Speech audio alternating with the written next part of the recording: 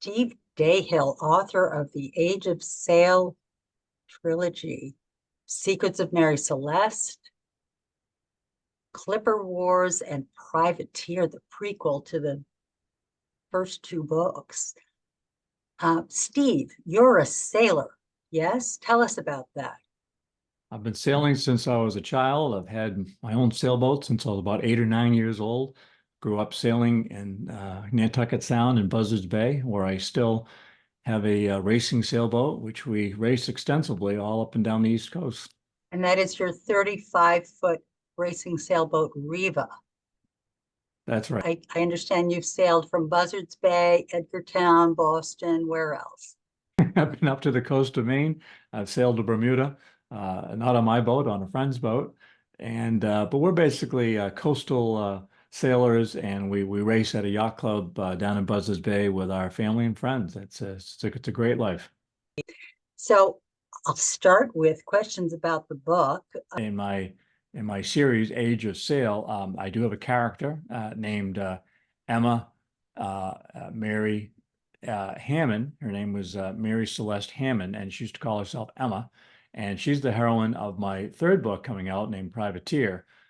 You will find her story continuing from Secrets of Mary Celeste into the newly published sequel, rather, to Secrets of Mary Celeste called Clipper Wars. And we give her another name in that book, but it's the same character. When did you start writing this book, and how long did it take for you to write it? Actively writing about 5 years ago, when I started working with my editor, Ghia Truesdale. She gave me great advice on structure, on content, and how a book could be brought to publication. And with that, I got serious about it. I've been writing my whole life. My first novel I wrote 20 years ago, and I'm still working on that as we speak. And what would be your top three pieces of advice for aspiring writers? Right. I mean, there's nothing short of it is you got to get up in the morning and take it like a real job. It's not a part-time activity. It's not something you do in between gigs. It's not something you do on lunch break. It's something you do full time all the time. And I think during COVID, I think a lot of people did have extra cycles, and I think that was um, kind of an untold dirty secret of a benefit of a pandemic such as that, where many people did Yeah. have extra cycles. And I certainly used it to a full extent and wrote two other books during that same period. A universe in of itself, a very small captured place, which is why it would make a great movie, because the ability just to go below deck on a ship and film something like this would be very easy and inexpensive for a producer to do, and the ocean is free.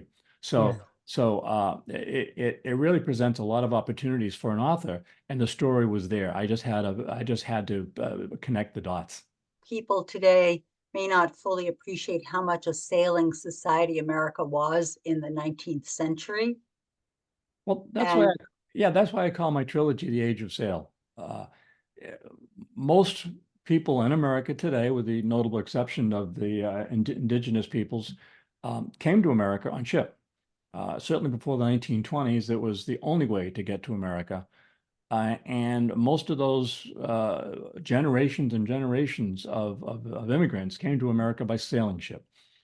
Certainly up until the 1920s, when steamships really became the prominent way to cross the ocean. Actually, it's earlier than that. About 1860s, 1870s, steamships really started the transatlantic trade.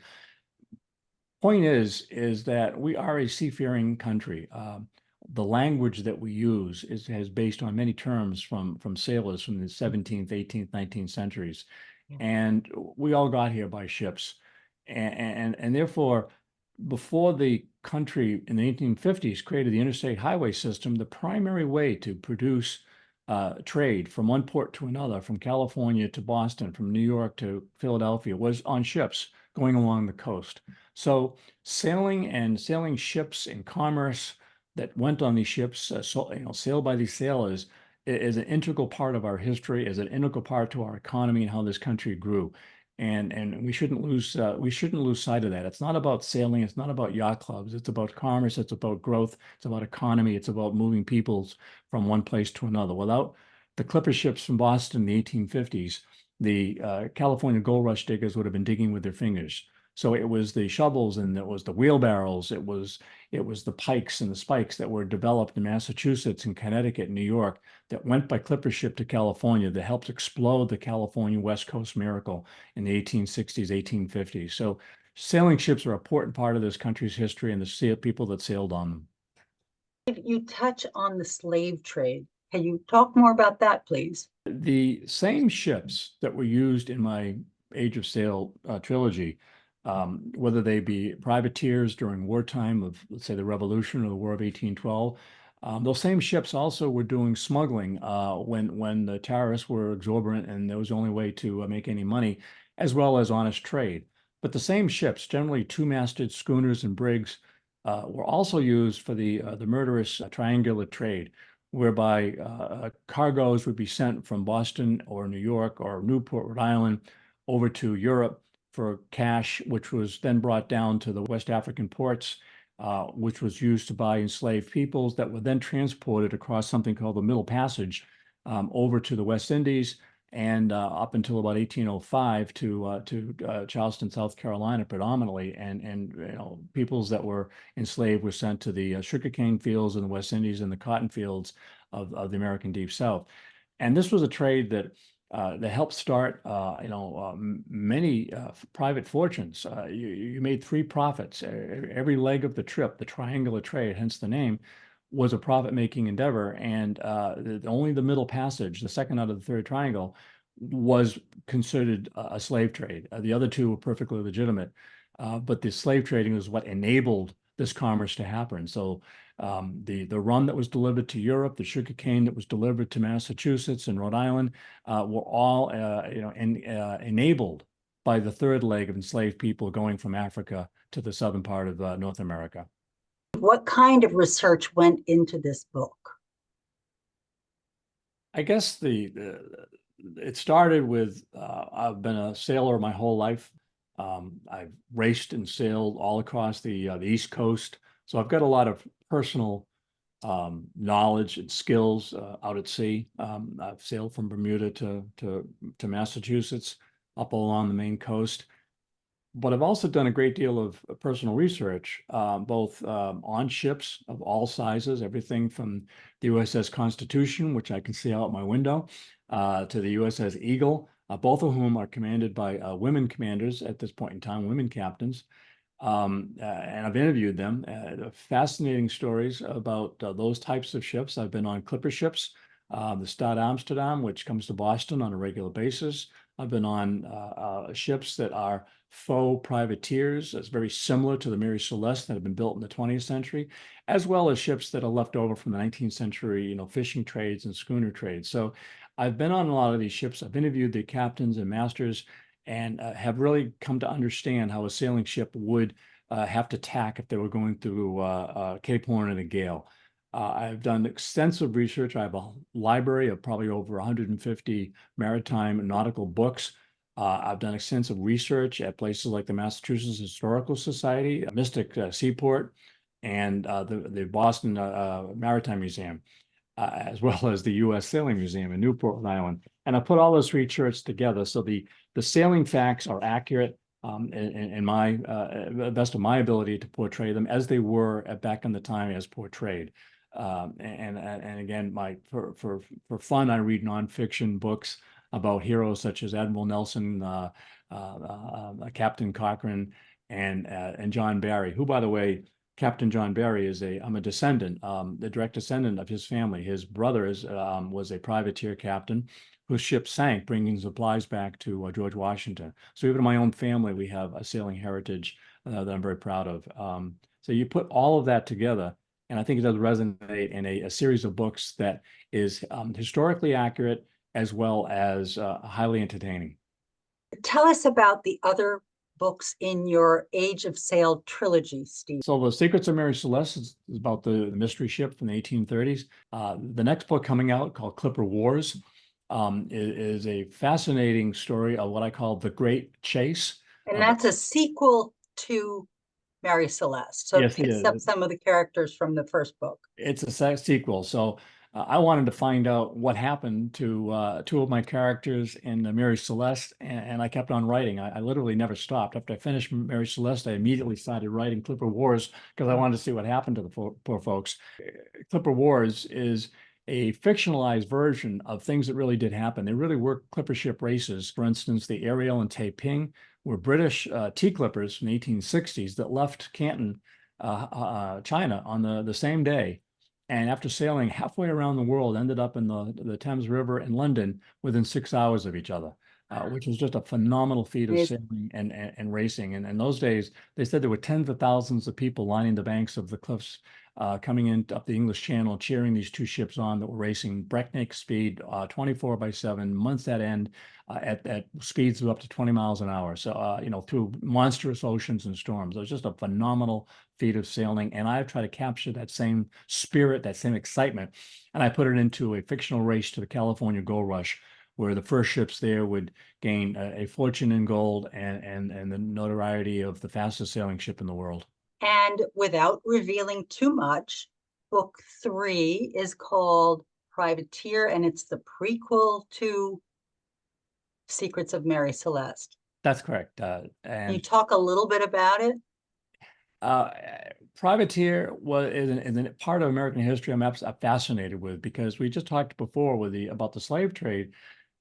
Privateers were merchant ships that were hastily converted to warships.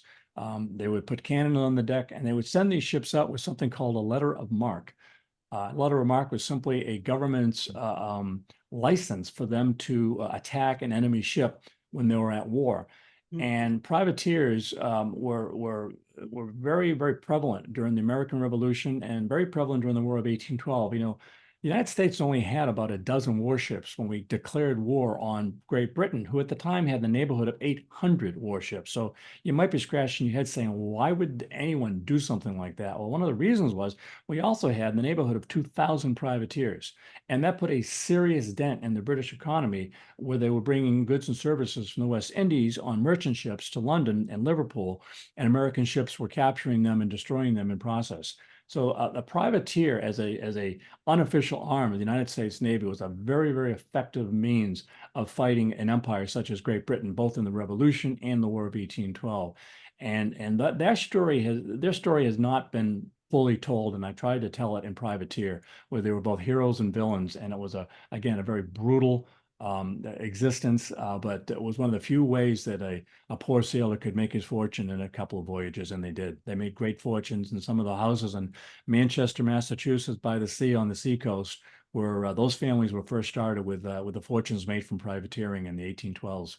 The book Privateer is the prequel to Mary Celeste. It is the third book in your Age of Sail trilogy, and it is set in the War of 1812. Is that correct? That's correct.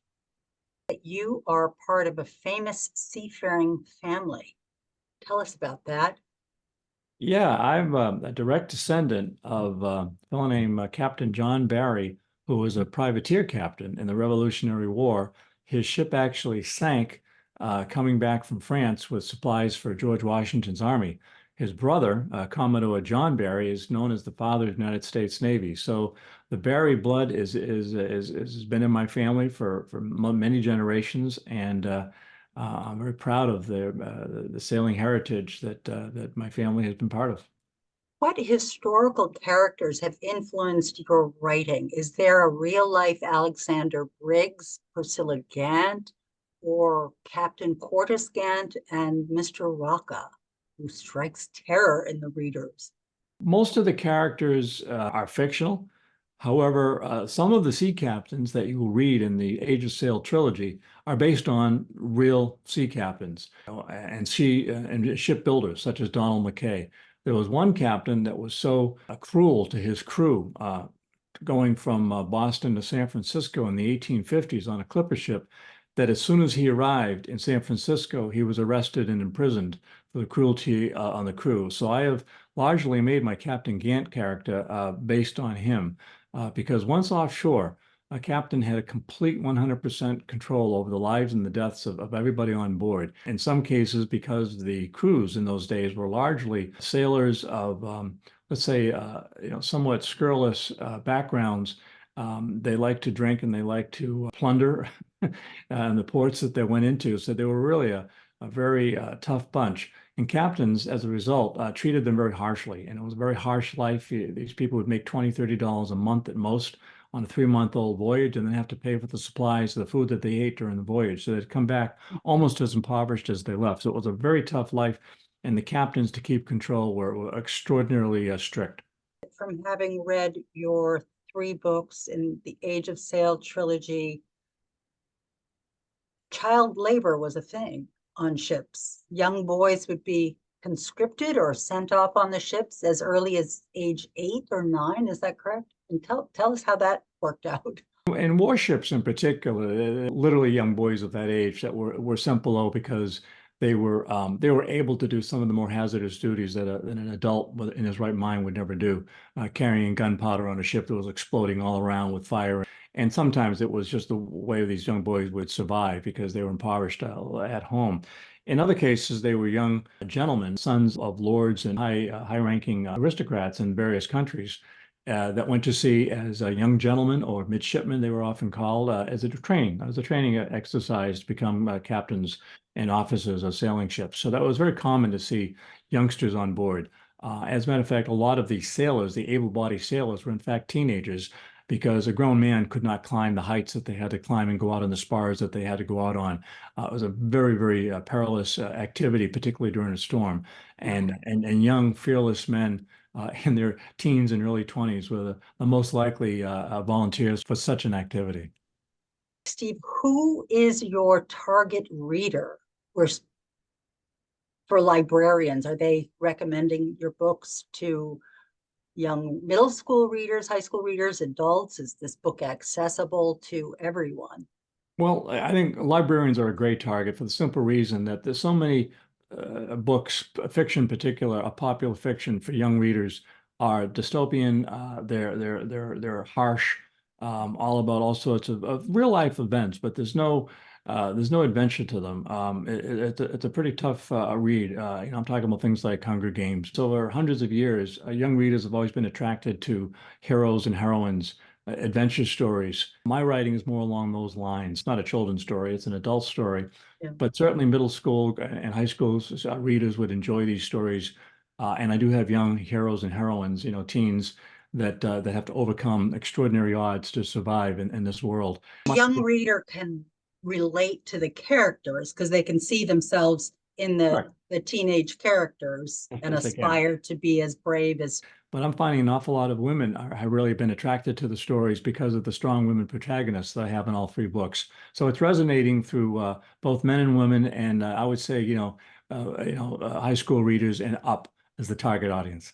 And must you be a sailor to enjoy this book, or will sailors respect the writing as well as a regular layperson, non-sailor? Yeah, that's interesting. I wrote something about the town where I live and families that are still there, so I had to be very careful about making it plausible in plot wise, and it had to be realistic in describing sailing activity. Since my first initial audience would have been local people in Massachusetts, so I think I've accomplished that because most of the people that are reading it are either sailors and say, you got the details right. That's exactly how it would look and feel offshore on a sailboat, on a sailing ship. Yet many other readers have come up to me and said, I normally wouldn't read a book about ships, but this was fascinating and I did understand it. And I even included a glossary of terms because the terms that they use for sailing ships are not commonly used terms today. Although much of our language today in English, it does derive from terms that were used in the 17th and 18th and 19th centuries aboard sailing ships. And I found when I have read your 3 books in the trilogy, sailing terms I didn't know. I'm not a great sailor myself. And I found that the words were used in an organic fashion, so it was easy to understand what you meant by the context that the word appeared in. And I appreciated that as a non-sailor. What makes seafaring stories so much fun to read? You're a fan of Patrick O'Brian and C.S. Forster. Tell us what inspires you. I think sea stories have been inspiring many generations of people. We are a country that many people came over here by sailing ship. The sailing terms, like under the weather and go below deck, have permeated in our language, everyday language. Three sheets to the wind, all sorts of sailing terms we don't think of as sailing. You're going to hear it through the scuttlebutt. Around the water cooler. Well, those are all sailing terms, and there's thousands of them, more than you could imagine. And the sea itself is a very exciting place. It's a very lonely place. It's a very beautiful place. So to put a ship on an ocean and to have a narrative around what goes on that ship, below deck, on the sails, up in the spars, I think is a very exciting place for fiction to be held. Certainly, the famous authors like Patrick O'Brian, a lot of his novels were on shipboard, but a lot of them had a lot of land activities as well. So he mixed the two, as do I, as do most writers of nautical fiction. So you have to have a context and you have to have a contrast. And I think that works very well in stories about privateers, stories about smuggling and slave trading, and stories about the clipper ship wars of the 1850s. Steve, how would you compare yourself to your influencers, Patrick O'Brian, C.S. Forester, or others? Don't be humble. Yeah, I hesitate to put myself in their class because Patrick O'Brian, for example, I'm a huge fan of his, as are many other famous writers. Stephen King lists Patrick O'Brian as one of his favorite writers, and Stephen King, being a former English teacher, certainly knows his way around the English language. Patrick O'Brian claimed during his lifetime that he was not a sailor, but biography of him done a few years later proved that was actually false. He went to sea as a young man and knew his way around a sailing ship. He was an expert sailor, an expert nautical historian. His ability to frame a sentence and a plot and a character is just unfathomable how great it is. And I couldn't possibly touch that kind of writing, but I do try to touch on the same themes that he touches on, which is overcoming challenges and overcoming all sorts of natural things that are thrown at a sailor at sea, as well as the political events and the days surrounding the age of sail. So I was influenced by these people, and I would encourage everyone, if you've never read a Patrick O'Brian novel, after you finish my trilogy, go pick up a copy. I really liked what you did with your subplots, the way you wove them in and tied everything together in the end. It's such a great read. Did you ever struggle with writing, or does it just come naturally to you? I've heard of this thing called writer's block. Unfortunately, that's not. I think I have a vaccine for that because I've never really sat down and said, I have no idea what to say. If anything, I'm just the opposite. My problem, as my editor, Ghia Truesdale, will readily admit, is cutting back unnecessary words, phrases, and plots, devices. I try to put too much into the book. So I think writing is not a problem. I think editing is a much more learned skill that one must have. In fact, before you start the book, you should know what you're not going to include as much as you want to understand what it is you have to include. So it's a lifetime learning experience, and I think most authors, will those of us that don't have the blank page staring at us, still struggle with making sure that they have the right words in the right page in the right way. Shakespeare's best recommendation was rewrite, rewrite, rewrite. Would you agree with that? And would you add to it any other suggestions for aspiring writers as they plod on? Well, it's not just, it's not just writing. It's living. I don't think you can set yourself up on a cave and write a good novel. You have to know people. You have to be out in the city or out in the country or out in the mountains, out in the ocean. The fact that I'm afloat for 6 months of the year. I'm more on the boat than I am on land during the warm sailing months here in New England. And I think if you don't do things like that, you can't really translate that experience into whether it's fiction or nonfiction in a way that readers will find it credible and interesting. So I would tell people, just go out there and live, do exciting things, go places, meet new people, whether you're, at a job or you're at a university or a school, don't sit at home. Come to the cabaret, as Liza Minnelli famously sang. And I think that's half the battle. And I think once you've done exciting things and have lived an exciting life and lived a full life with people that you care about and you love, I think the writing part should follow easily from that. Steve Dahill, author of Clipper Wars, which is the sequel in his Age of Sail trilogy that starts with Secrets of Mary Celeste, followed by Clipper Wars, followed by the prequel, Privateer. Tell us what inspired you to write the sequel, Clipper Wars, in your Age of Sail trilogy?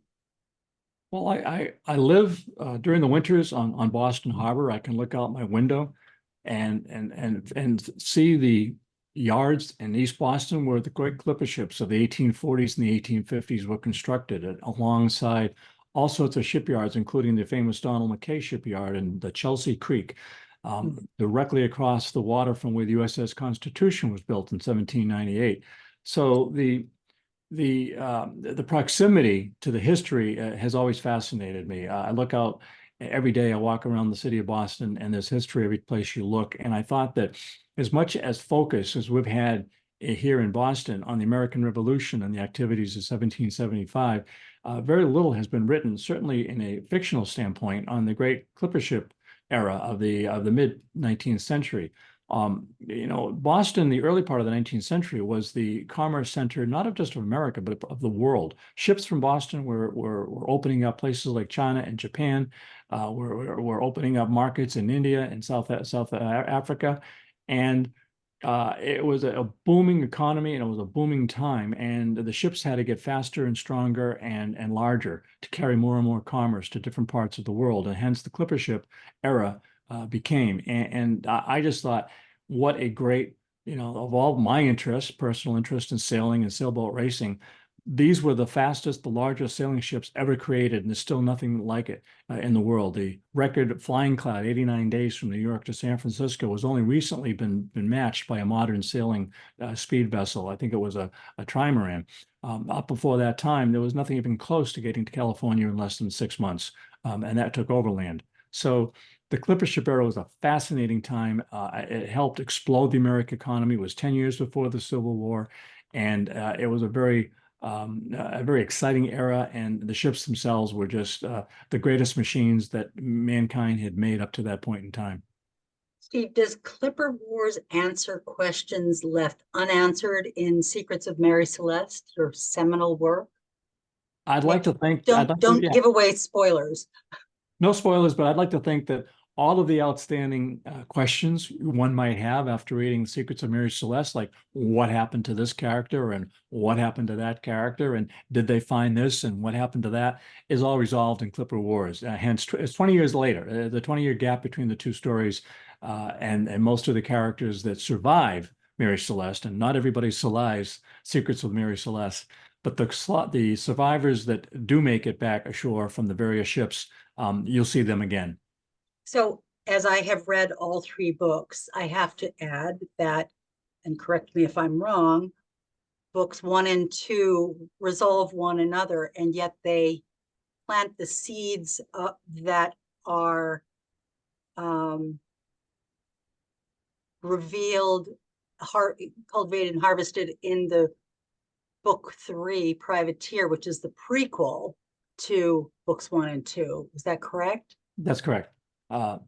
Some of the character traits, the development of who these characters were and why they acted the way they were, that you see in complete living color in books 2 and 3, Secrets of Mary Celeste, Clipper Wars, were because of things that happened in their lives in the years of Privateer. So the original inciting incidents are revealed in the prequel, Privateer. That's right. So no matter where you start in the trilogy, it's a self-standing novel, beginning, middle, and end, Act 1, 2, and 3, and it's complete and done.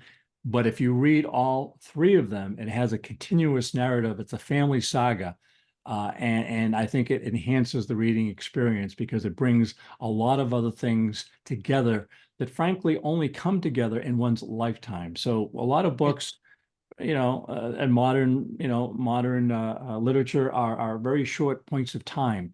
And I tried to capture a whole era in my trilogy using 3 books and characters that somehow managed to live all through all 3 eras.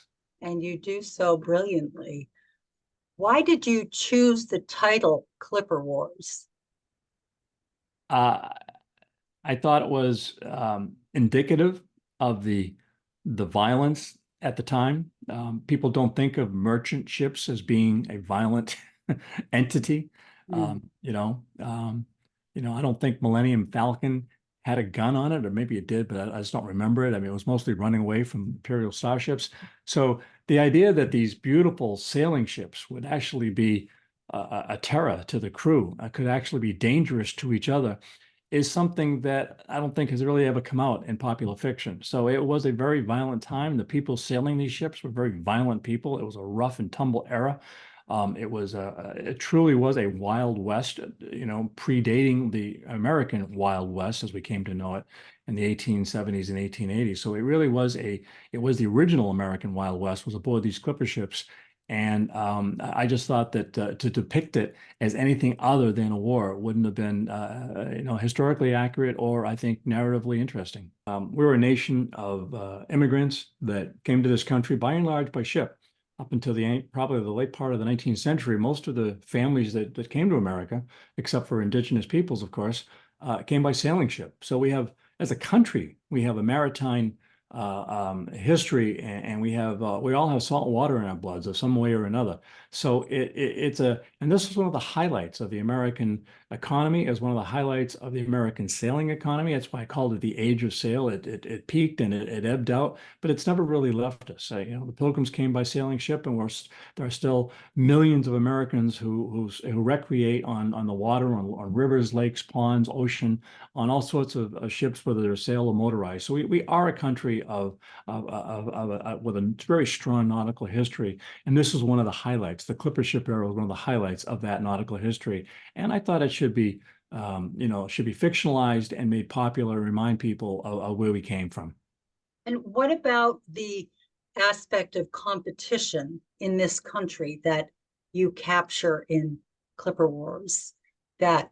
What is it about our obsession with competition and speed and doing the bestest or the fastest or the biggest? It's a great point. As I did a lot of my research, even reading old journals and logbooks, in the 1850s, 1860s in America, people were betting, gambling on everything.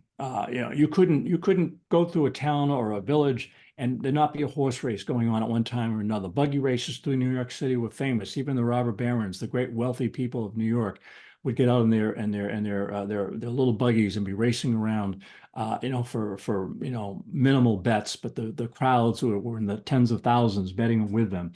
So, and there's a scene to that effect in Clipper Wars. It's one of the opening scenes. There is. And I try to capture that whole feeling that America would bet on anything that moved fast. And in America in the 1850s, what moved fast were 2 things: it was a horse and it was a clipper ship. So it became a very logical thing that there would be a great chase, as I call it, with great amounts of money being bet on which ship could go from New York and get to San Francisco first. And that's the heart of the plot of the book, and all of the robber barons that owned the ships, the ship owners that owned the ships, the ship captains that were competing with each other for glory and for wealth. They would stop at nothing to prevent the other from winning the race. So it was I think, a very accurately depicted, and some of these things really did happen in real life. And I've liberally taken from logbooks of existing ships, such as the Flying Cloud, who had a very similar experience to the one I describe in the book, where they became almost dismasted in the middle of the ocean. And rather than return to port, re-rigged the ship and kept on going, and still made it to San Francisco in record-breaking time. And I recall you mentioned picks and shovels of the day, not just for digging gold and mining. Well, Boston, in the early part of the 19th century was a great manufacturing center. As a matter of fact, one of the great companies called the Ames Shovel Company, down there in Easton, Massachusetts, home of Stonehill College today, made most of the shovels, the pickaxes, the wheelbarrows, the tents, and they loaded all of this heavy equipment onto ships because you couldn't drag it across the country in a Conestoga wagon, never mind on horseback. So they put hundreds of tons of iron goods and manufactured goods on clipper ships and sailed them around Cape Horn to San Francisco. And without that, the gold miners would have been digging with their fingernails. So it really did help. Not only California explode, but the whole movement to the West Coast, because whereas over time, hundreds of thousands of people went across the country. It was a very perilous journey, as we all know from watching our favorite Western movies. But a minimum of 6 months and in some cases years to cross the country, whereas on a clipper ship, one could get there in 100 days or less. So it was kind of it was sort of like the Concorde jet in the 1970s, 1980s, getting to Europe in a few hours. It was kind of record-breaking speeds, and it kind of changed the whole dynamic of how quickly the country grew from between Boston and San Francisco. And the ship trade, not just clipper ships, but all ships. Over 700 ships left New York in 1849 for California, and many of them didn't make it around the Horn. So it was a time where the country really shifted gears, really into overdrive. And fast shipping and safe shipping and large ships were a big part of how that happened. Clipper Wars is a novel, correct? Not an historical depiction of what happened exactly. Yes, it's a fiction. It's a novel, and no such thing as the Great Chase ever happened. Not at least from Boston and New York to San Francisco. However, many ships did race each other and have private bets. And in fact, there was a very famous ship, a famous painting by Montauk Dawson. You can look it up. Two ships called the Ariel and Taiping sailed from Canton, China, all the way Those to. were tea ships. These were tea clippers in the 1860s. They were steel-hulled clipper ships that were probably the fastest ever built, and they would go from China to London with the season's first tea. So it was a great race to get there, and I kind of modeled my great chase around some of those fictional races. The ships left on the same day and showed up, hundreds of days later within the same few hours. So it was just an amazing event that happened in real life. Where does the real event leave off and your fictional story begin? Well, most everything in there actually did happen in some way, shape, or form. Ships were built in Boston. They were towed to New York because by the 1850s, New York became the epicenter for trade in America, far eclipsing Boston for geographic reasons, for the birth of the Erie Canal and the transport from goods and services from the Midwest got to New York and then could be shipped quickly to California. So all of those economic activities are based in history and fact.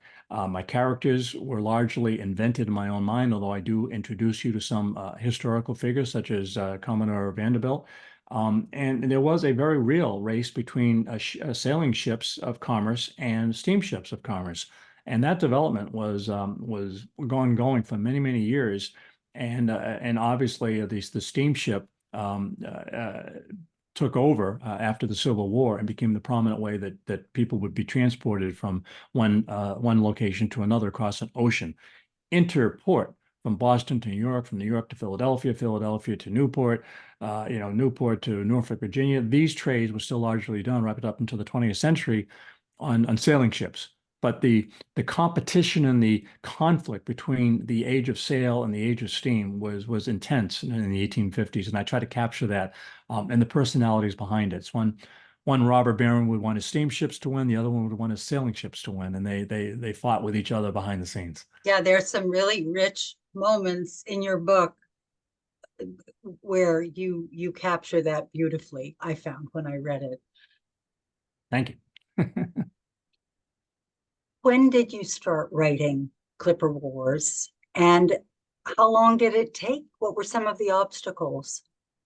Well, I wrote Clipper Wars right after finishing Secrets of the Mary Celeste, because I said I really wanted to find out what happened to some of these characters. I had the characters fresh in mind. I said, what would they look like 20 years later? What would they be doing 20 years later? Did they survive? And if so, how? And did they prosper? If so, why?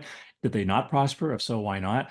And I had all these thoughts in my head, so I just kept on writing. So the writing part went very, very quickly. And being a race with a beginning and a middle and end, that was kind of my structure for the book. It didn't need a lot of plot machinations to structure it, because the race started, the race had a halfway point around Cape Horn, and I had a mutiny happen there. So it was a very dramatic part of the plot development. And then, of course, some of the ships ended up finishing, and some of them won. One of them won. And so I had a beginning, a middle, and an end. It was that part was structurally interesting. What was challenging was putting in the political and the business competition that permeated throughout the whole endeavor. And that I structured largely in the first part of the book, but I still found it very exciting. Thank you. Thank you for making time to talk about Clipper Wars, the sequel in your Age of Sail trilogy, preceded by Secrets of Mary Celeste, and soon to be followed by the prequel, Privateer, Steve Dahill, Boston, Massachusetts. Thank you. Thank you very much.